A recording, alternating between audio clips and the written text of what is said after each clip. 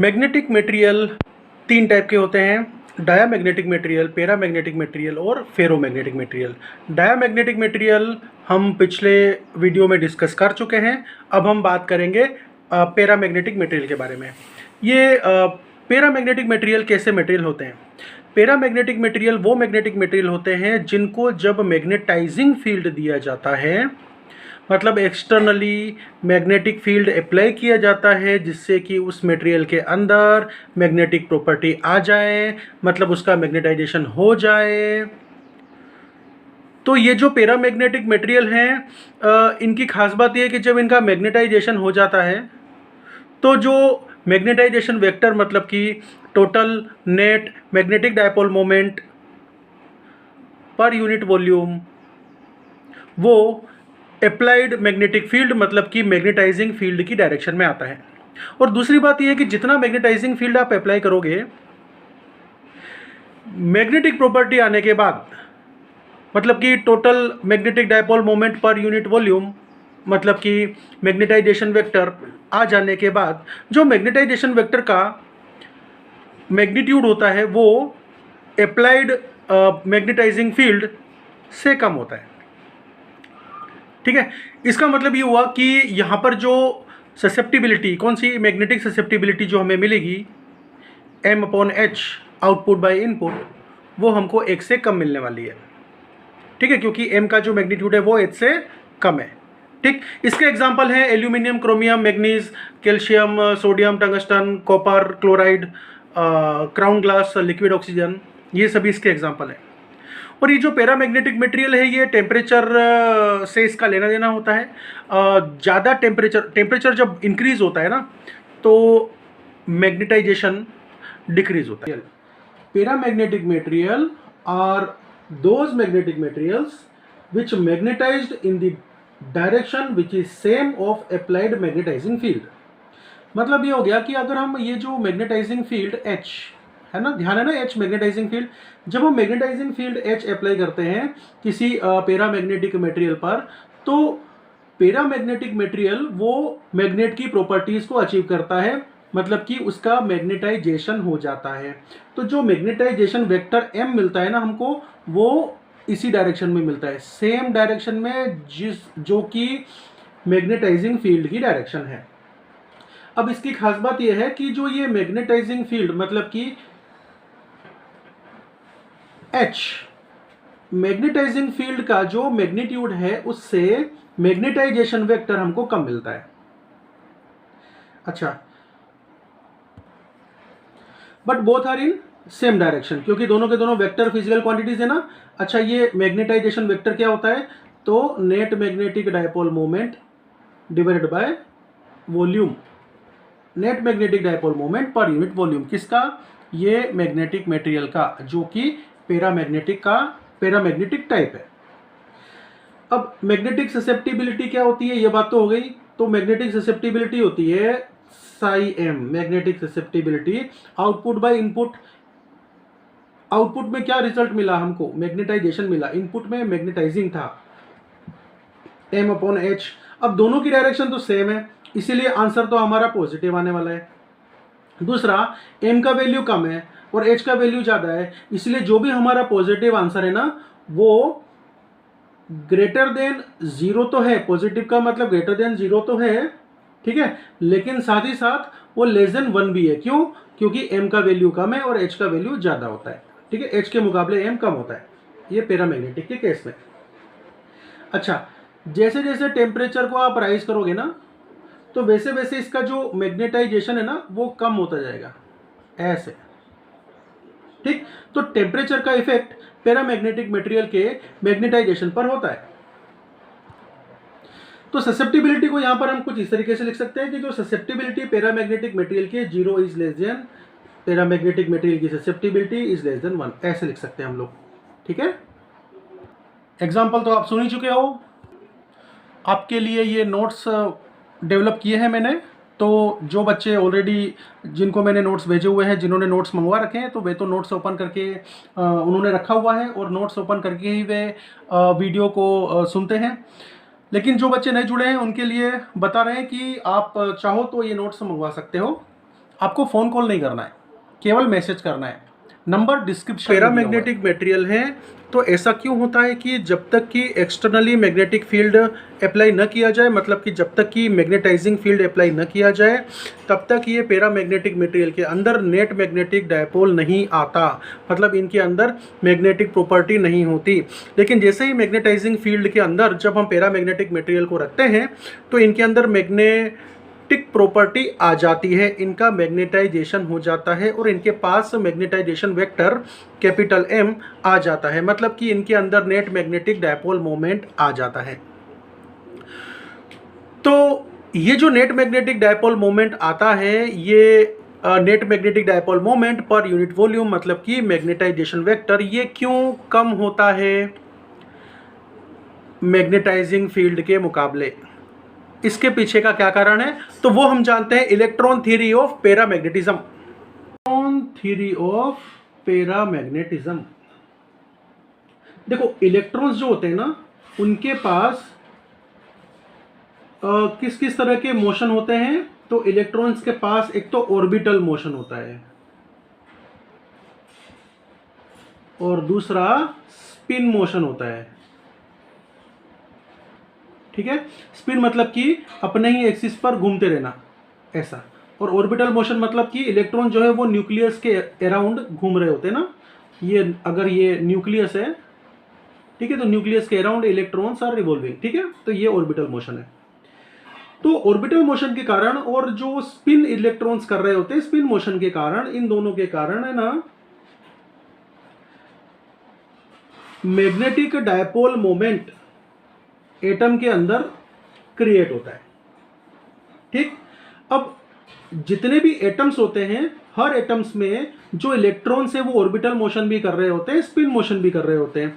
तो इस कारण से हर एक एटम के पास में मैग्नेटिक डायपोल मोमेंट होता है। तो प्रश्न ये खड़ा होता है कि जब हम एक सिंपल पैरामैग्नेटिक मटेरियल ले लेते हैं, तो इस पैरामैग्नेटिक मटेरियल के अंदर already total magnetic dipole moment क्यों नहीं अपीयर होता या क्यों नहीं वो दिखाता? उसका कारण यह है कि ये जो पैरामैग्नेटिक मटेरियल है जिसके अंदर बहुत सारे एटम्स हैं, तो होता यह है, चलो इसको मैं बड़ा बना देता हूं, ये जो बहुत सारे एटम्स हैं, तो होगा ये कि सपोज एक एटम है, इसका मैग्नेटिक डायपोल मोमेंट का डायरेक्शन ये है, एक एटम है जिसका मैग्नेटिक डायपोल मोमेंट का डायरेक्शन ये है, एक एटम ये है, इसके मैग्नेटिक डायपोल मोमेंट का डायरेक्शन ये है, दूसरे एटम का मैग्नेटिक डायपोल मोमेंट का डायरेक्शन ये है। तो होता यह है कि कोई भी पैरामैग्नेटिक मटेरियल जब रूम टेम्परेचर पर होता है,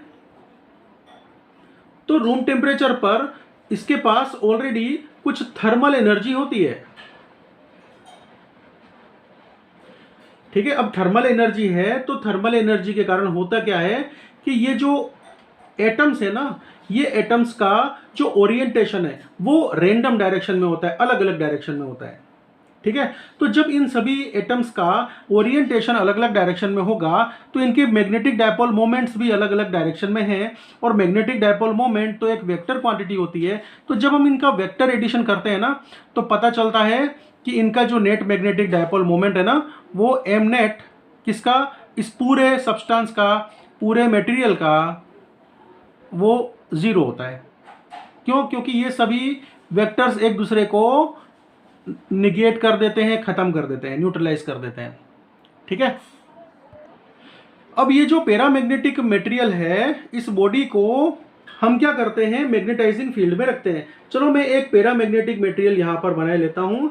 अभी इसके जो एटम्स के ओरिएंटेशंस हैं, मतलब कि मैग्नेटिक डायपोल मोमेंट्स हैं, वो सब अलग अलग डायरेक्शन में रेंडमली हैं। ठीक है, और अभी इनका जो नेट मैग्नेटिक डायपोल मोमेंट है वो जीरो बन रहा है। यहाँ पर मैं लिख देता हूँ कि जो एम नेट है वो जीरो बन रहा है। लेकिन जब आप इसको मैग्नेटाइजिंग फील्ड में रखोगे तो क्या होगा, देखो हम मैग्नेटाइजिंग फील्ड यहाँ पर बनाए देते हैं, ये मैग्नेटाइजिंग फील्ड H।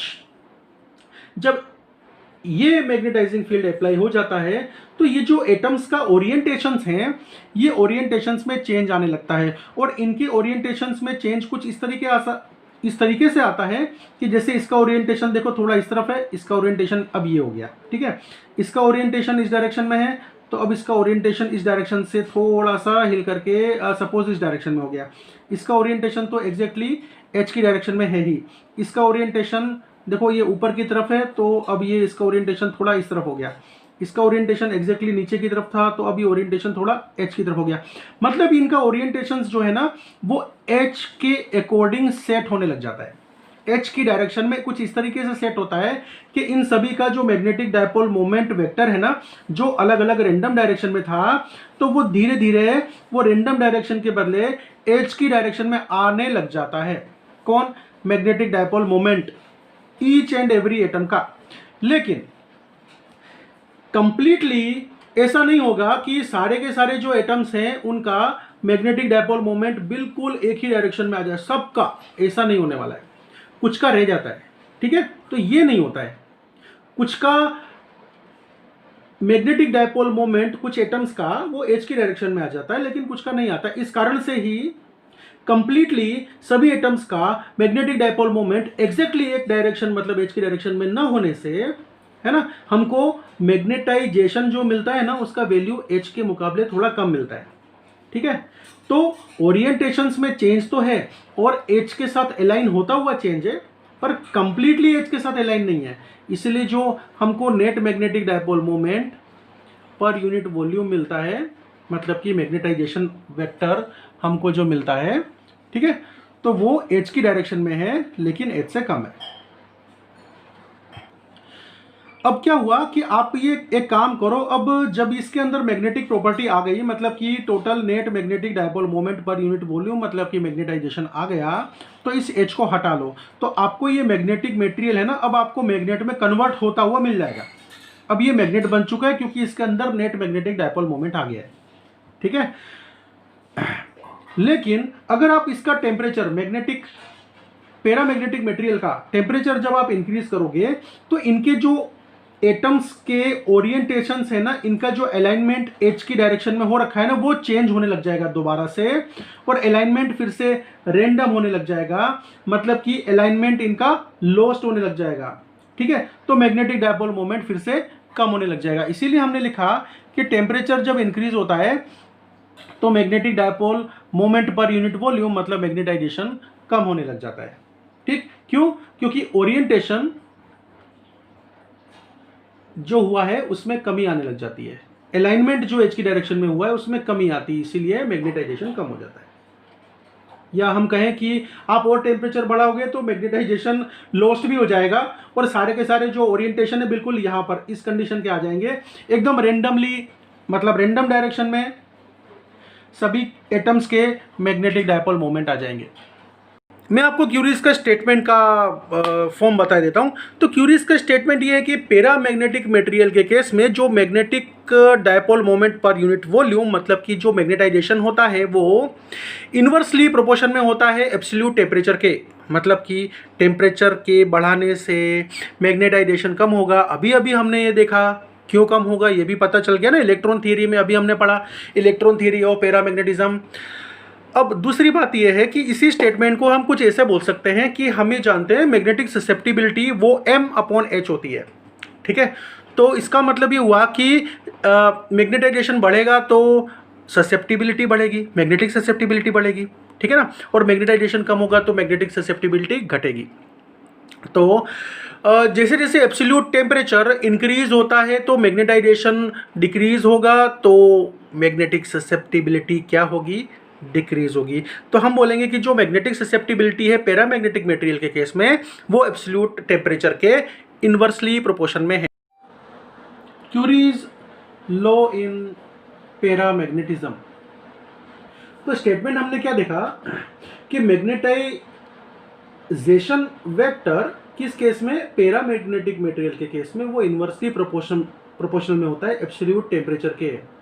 मतलब कि आपको ये जो एब्सोल्यूट टेम्परेचर ऑफ एलिमेंट जो है ना, ये आपको केल्विन में मापना है, ठीक है।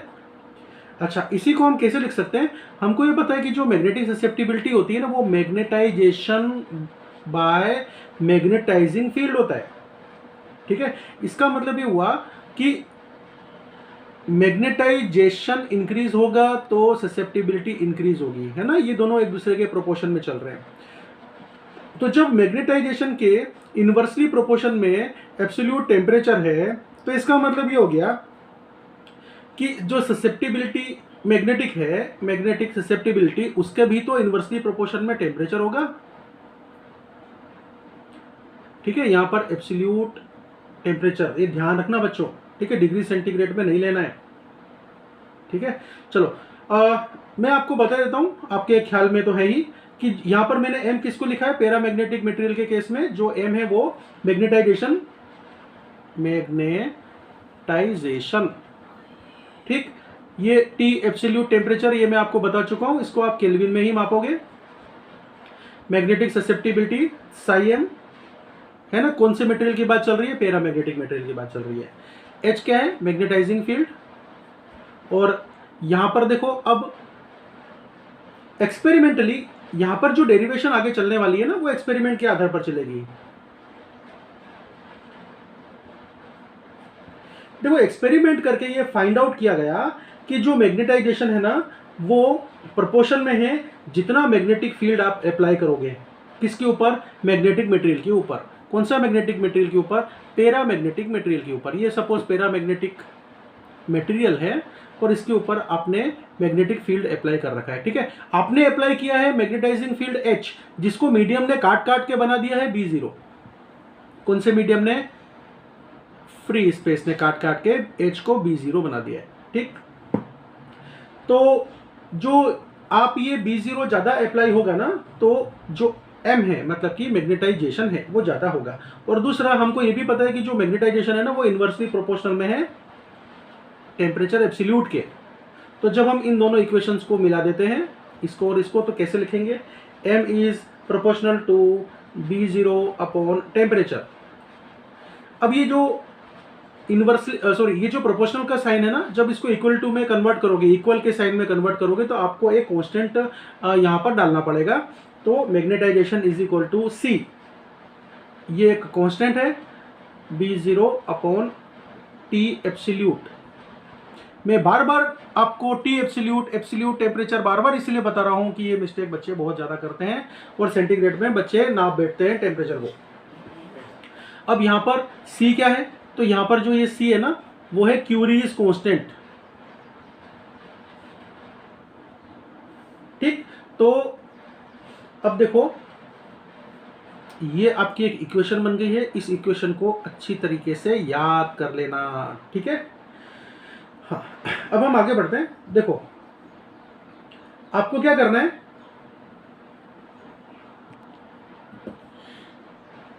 यहां पर ध्यान देना है।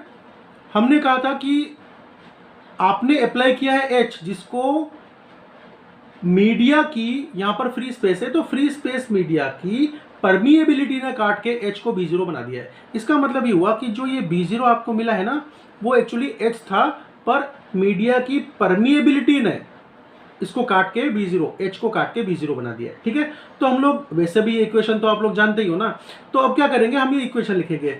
अब B0 के बदले आपको क्या लिखना है, μ0H। तो यहां पर देखो, B0 के बदले यहां पर हम μ0H पुट करेंगे। M इज सॉरी, यहां पर आ जाओ, इधर इधर पुट करना है। M is equal to C, B0 के बदले μ0H, ये डिवाइडेड बाय T एब्सोल्यूट, ये हो गया।